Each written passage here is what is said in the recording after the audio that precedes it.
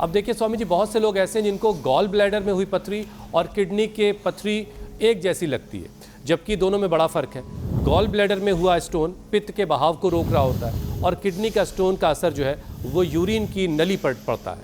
अब स्वामी जी, जब स्टोन का दर्द होता है तो ये भी बड़ा तकलीफ़देह होता है।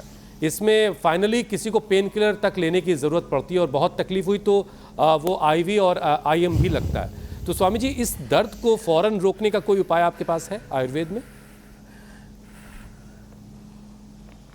हाँ, एक तो एक्यूप्रेशर का जो मैंने पॉइंट बताया ना, ये बड़ा ज़बरदस्त है इसमें।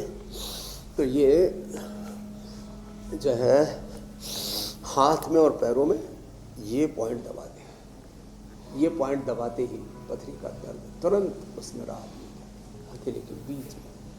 और हम सर्वकल्प क्वाथ, पेट के लिए कायकल्प क्वाथ जो है, पूरे शरीर की शुद्धिकरण के लिए वृक्कदोषर क्वाथ, किडनी के लिए तो ये अस्मरिहर क्वाथ, अस्मरिहर रस, ये जो लिथुम देते हैं ना, ये इंस्टेंट बेनिफिट देता है, इंस्टेंट बेनिफिट। और ये पत्थर चटा भी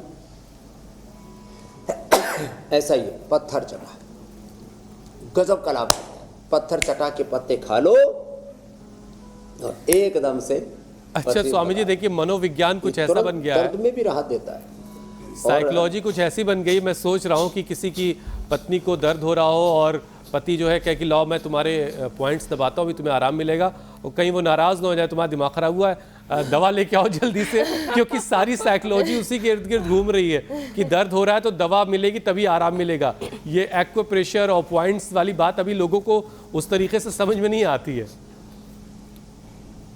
मर्म चिकित्सा तुम्हारे हाथों में, तुम्हारे तन में, तुम्हारे मन में, तुम्हारे जीवन में ही सभी रोगों का, सभी समस्याओं का समाधान है। We have the all medications, all solutions in ourself, in our soul.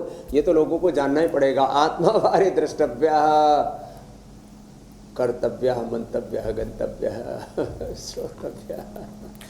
ये है, लेकिन क्या करें। अब हमने एक रोज़ स्वामी जी पैरों के तलवे की कहानी पूरी बताई थी कि पैरों के तलवे में कैसे सारे ऑर्गन्स के पॉइंट हैं, ठीक उसी तरीके से हाथों में, पैरों में पॉइंट्स होते हैं और इससे आपको राहत भी मिलती है।